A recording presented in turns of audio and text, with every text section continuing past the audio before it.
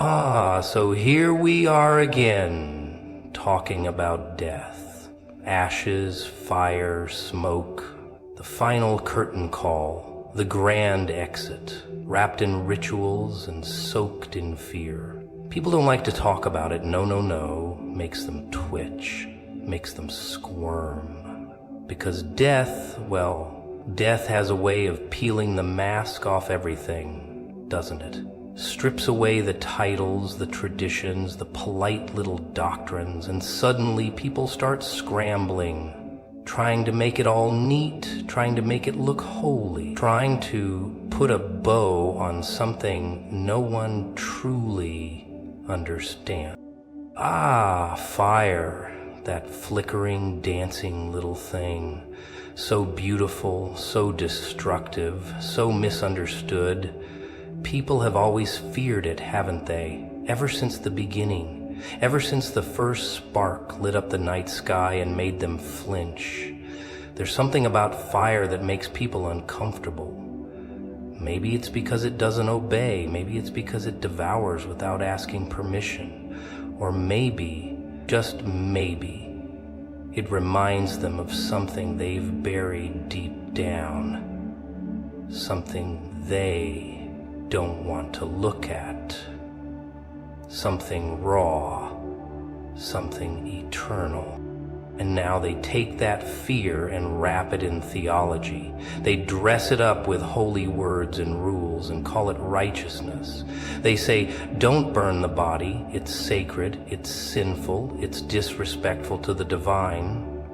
But if you peel back the layers, if you really look, what are they so afraid of? Is it the fire, or what the fire represents? Is it the heat of cremation, or the heat of truth? Because truth, like fire, burns. It scorches the lies we've dressed up as doctrine. It torches the comfort zones people have lived in for generations. And no one likes that kind of fire. They say fire consumes, but have they ever asked what it consumes? Is it the body, or is it the illusion? The illusion that we're in control, the illusion that we can dictate how eternity works by choosing wood over flame, dirt over ash. People worship the method more than the meaning. They fear the flame more than they fear a faith built on fear itself. Isn't that ironic?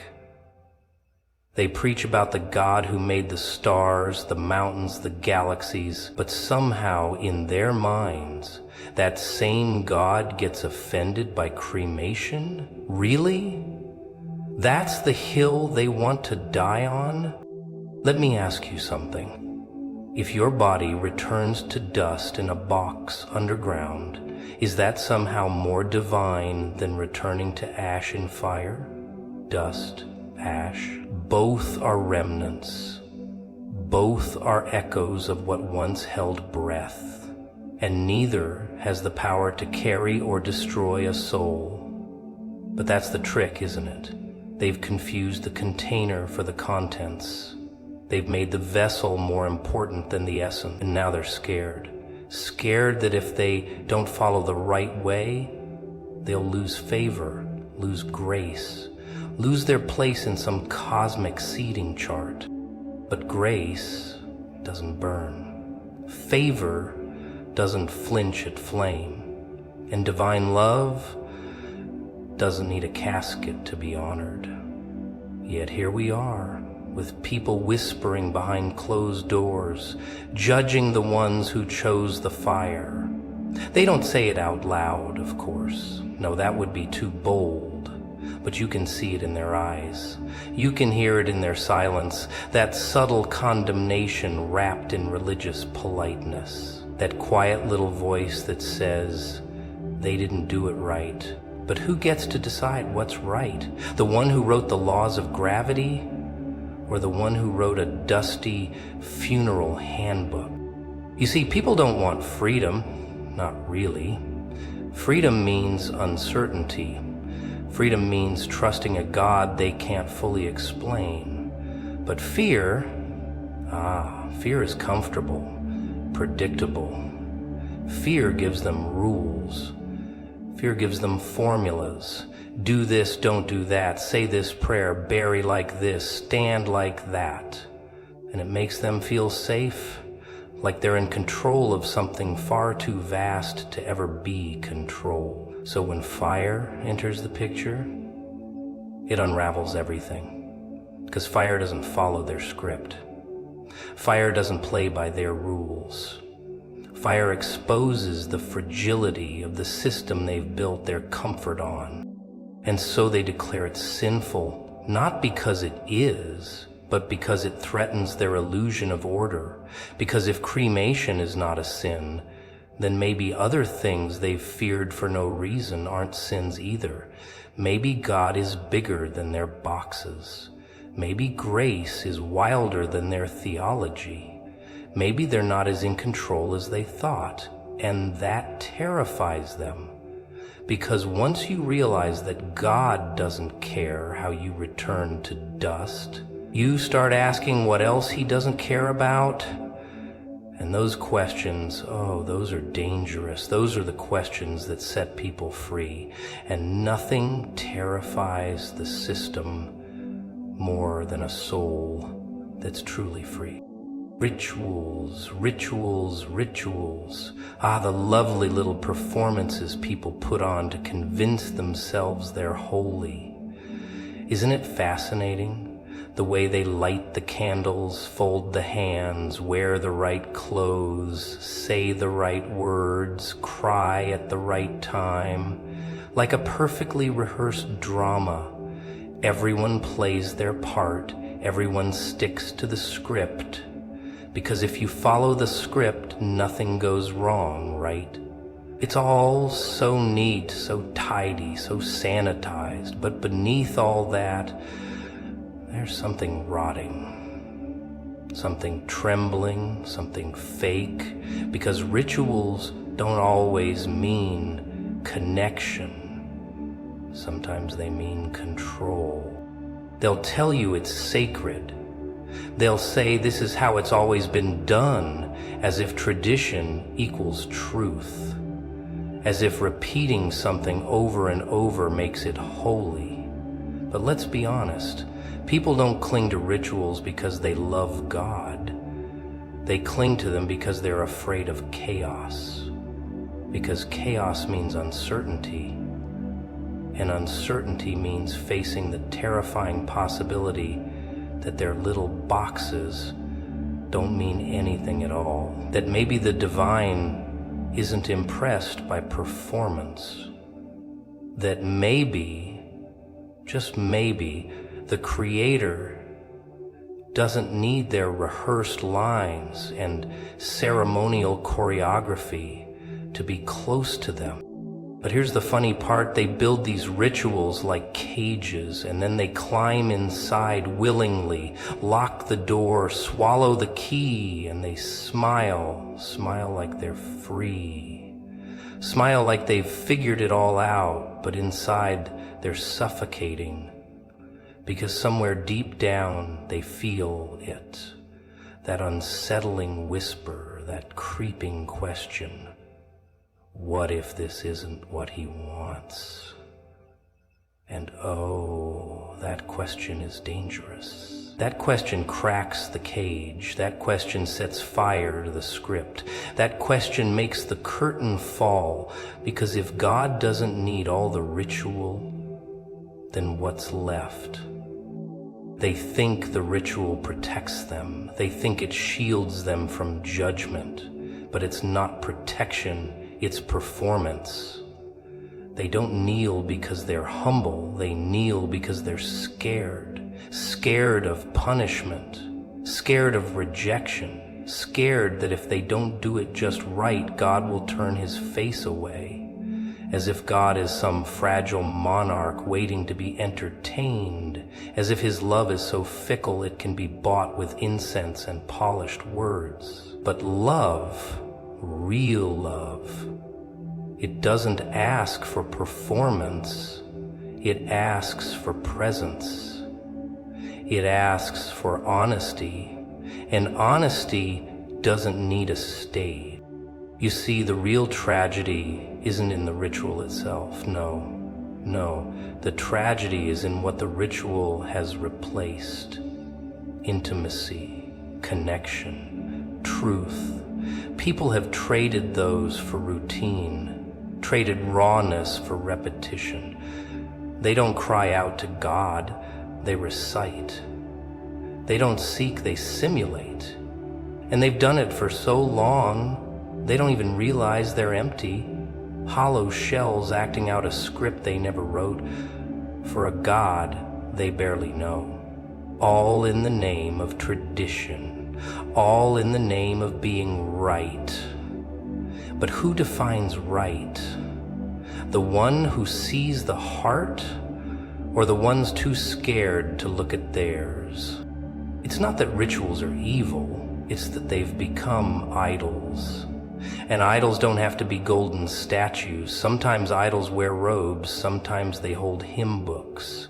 Sometimes they look like harmless customs passed down through generations. But make no mistake, when something replaces real connection with God, when it becomes the thing people serve instead of the one they claim to serve, it's no longer sacred.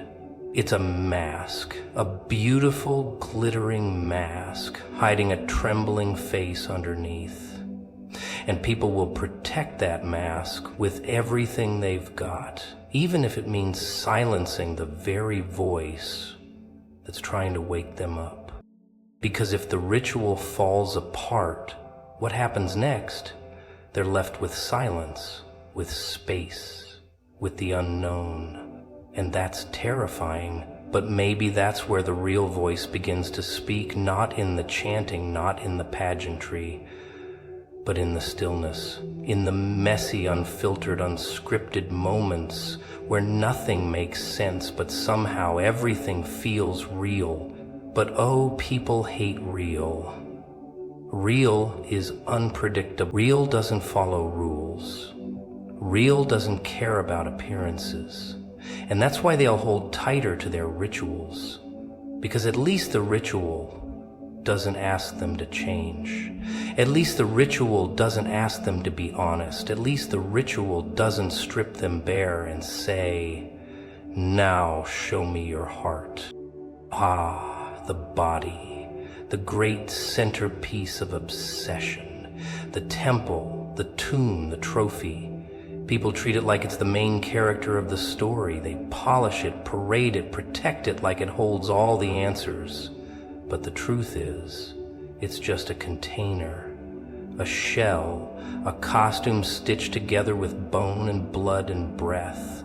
And when the final curtain falls, it drops like any other prop. But oh, they still cling to it, still believe it defines the worth of what lived inside it. As if the soul somehow wears the same skin. They've built entire traditions around it, coffins carved like thrones, flowers spread like guilt, sermons dripping with scripted sorrow, all for the body, all for the thing that no longer speaks, no longer moves, no longer holds anything divine. But the irony, the one thing they ignore, the one thing they forget, is that the body never held the power. It was just the stage. Just the echo chamber for a spirit that was never meant to stay trapped in flesh. But they can't let go, can they? Because letting go means facing a truth they're not ready for. That the soul's worth was never tied to the way the body ends. And now here we are, arguing over what's more respectful, burning the shell or burying it, as if God's love is so shallow it's swayed by ashes and dirt. As if the creator of life is watching from above with a checklist, judging the manner in which a lifeless body is returned to the earth. It's absurd. It's comical. But that's what happens when fear becomes religion. That's what happens when people trade faith for formula. They start thinking salvation is a matter of funeral arrangements. But let's twist the knife a little deeper, shall we? Let's ask the question they never want to answer. What does it really say about their understanding of God if they believe He's offended by cremation?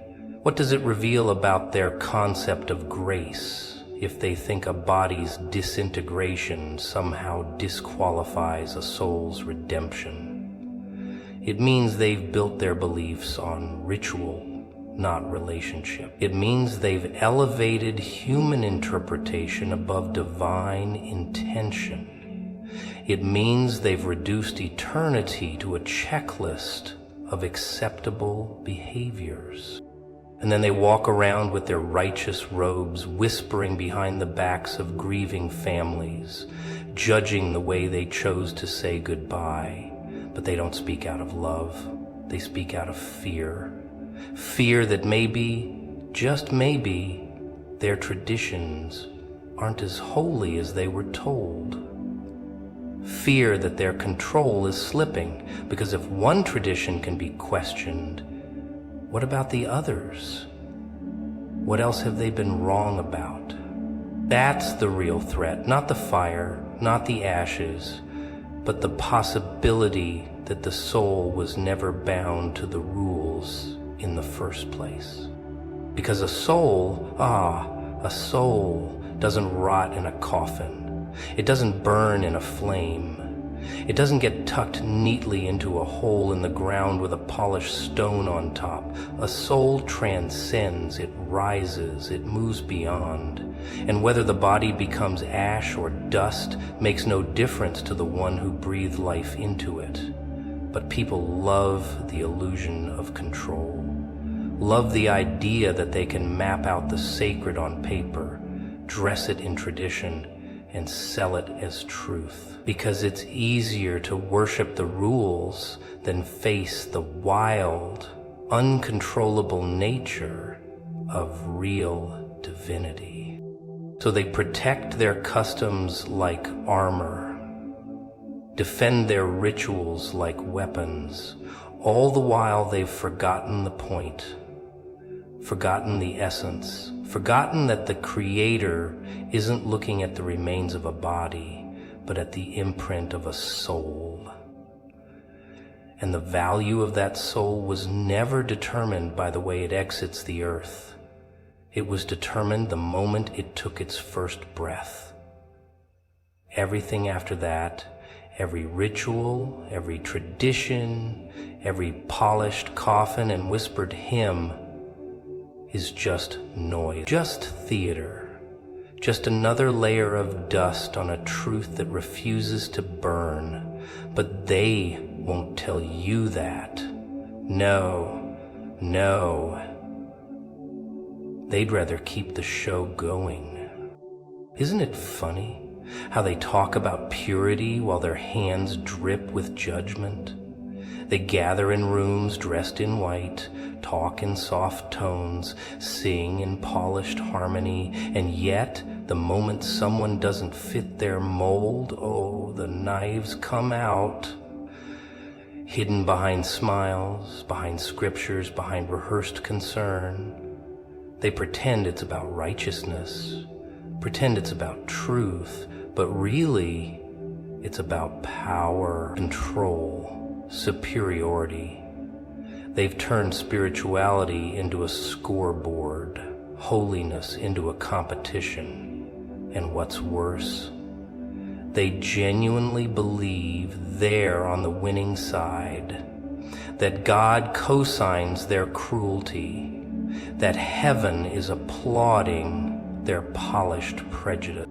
Cremation, they whisper, is a sin, an offense, an act of rebellion against divine order. Not because it is, no, don't get that twisted, but because someone told them it was, a long time ago in a book, from a pulpit, from a frightened heart clinging to old rules. They never questioned it, never wondered why, never asked if it aligned with the heartbeat of the one they claimed to serve. They just absorbed it, like poison dressed in scripture, and now they regurgitate it with conviction. loudly, proudly, blindly, because questioning would make them uncomfortable. And comfort, that's their real God. But here's the uncomfortable truth. If the God they follow can be offended by a pile of ash, then maybe they've misunderstood who God really is. Maybe the real offense isn't the burning of the body, but the burning of compassion, the cremation of kindness, the slow incineration of love. In the furnace of religious pride, that's the real fire. That's what's consuming them, turning soft hearts into brittle bones, turning warmth into cold, dead ritual. But they don't see it. They're too busy wagging fingers at funeral pyres to notice the funeral of their own humanity. And oh, how they love to cloak it all in reverence. We're just being obedient, they say. We're just following divine instruction. But obedience without understanding is just fear in a costume. It's not devotion. It's submission to a script they didn't write and never dared to rewrite. They call it faith, but it's just theater. Sacred theater.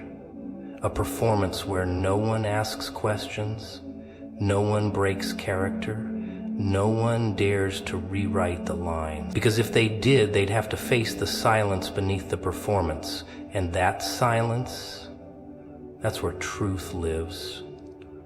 That's where God waits. But silence scares them more than fire ever could. They want to believe the body matters more than the spirit, that the wrapping paper holds more worth than the gift inside, but it doesn't.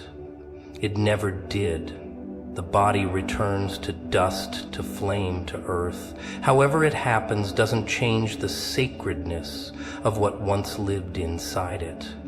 And yet, they cling to the wrapping like it's the treasure, cry over ashes like the soul evaporated with the smoke. They forget that God's hands don't reach for what's buried or burned. They reach for what remains, the unseen, the eternal. But that's too abstract for them, too untamable, too real. Because if the soul can't be touched by flame, then their arguments turn to ash.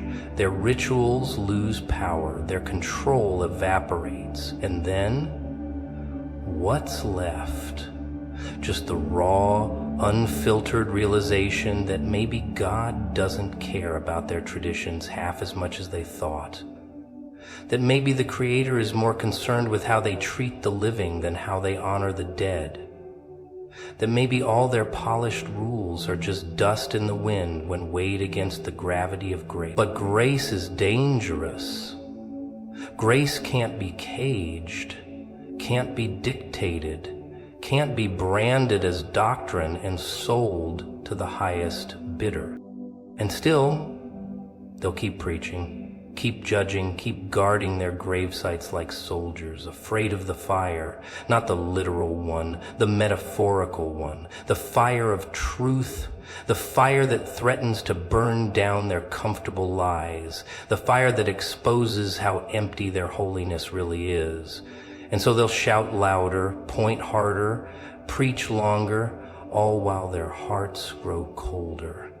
Because it's easier to fear the fire than face the fact that God is not in the ritual, but in the raw, not in the ashes, but in the essence, not in the funeral, but in what's left behind that no flame can ever touch.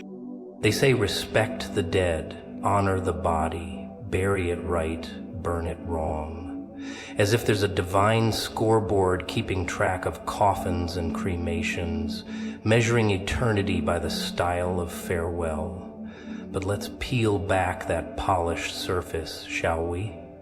Let's crack open the coffin of convenience and see what's really inside.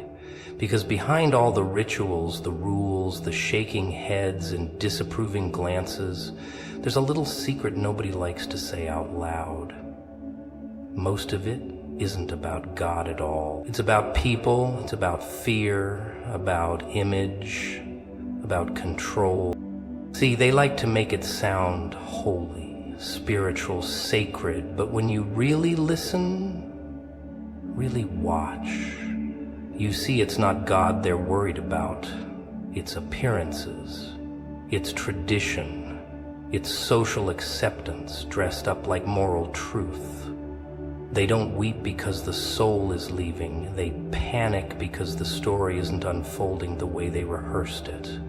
Cremation disrupts the narrative. It breaks the illusion of control. It forces them to confront a raw, burning reality that we don't own this body. We don't dictate the soul's journey. And we certainly don't hold the power to box God into our ritual. But people love boxes, don't they? Neat little squares of comfort. This belongs here, that goes there. This is holy, that is sin. So when something doesn't fit, when a flame reduces the body to ash instead of a body lying still in a silk-linked cage, they panic. Not because God whispered, "Don't do it," but because they've confused culture with conviction. And culture doesn't like to be questioned. Culture wants compliance. So they'll slap a sin label on what they don't understand, call it rebellion, dress it in fire and brimstone, and hand it to you like a sermon. But God, oh, if only they really knew God, the one who formed galaxies from chaos, who carved mountains with whispers and stitched hearts into dust. Do they really think a flame frightens him? That a burning body shakes the heavens? No, no, no. The Creator isn't confined to coffins or crematoriums. He isn't pacing in the clouds, shocked at a choice that was never even condemned. The problem is, people want a God that looks like them, thinks like them, votes like them, grieves like them. So they reshape him to fit their traditions and call it truth. Funny thing is, when something burns, it's not just the body that turns to ash. It's the illusion, the false security, the fake righteousness. Cremation is a mirror, a dark little joke in the face of ritualistic pride, because once it's ash, there's nothing to dress up, nothing to hide behind, no embalming fluid to delay the decay, no marble tomb to declare status, just dust. And that makes people squirm, because it reminds them they're not eternal, not untouchable, not the authors of fate. It reminds them of how small they really are. So what do? They build bigger cemeteries, craft elaborate ceremonies, add layers of performance, pretending it's for the dead, but really it's all for the living. A show to ease their conscience, a production to maintain the illusion. And still, they'll whisper behind closed doors, "Did you hear they burned the body?" Like it's a crime, like it's a betrayal, as if the soul got trapped in smoke instead of soaring into realms they can't even fathom. They judge the flame without ever understanding its freedom. They want you to believe the sacred lives in the soil, that salvation is tied to tradition, that God keeps a checklist with burial plots and tombstones. But what if he doesn't? What if God isn't concerned with how the body falls, but how the spirit rose while it lived? What if the real sin isn't cremation, but condemnation? What if the fire they fear isn't beneath us, but within us?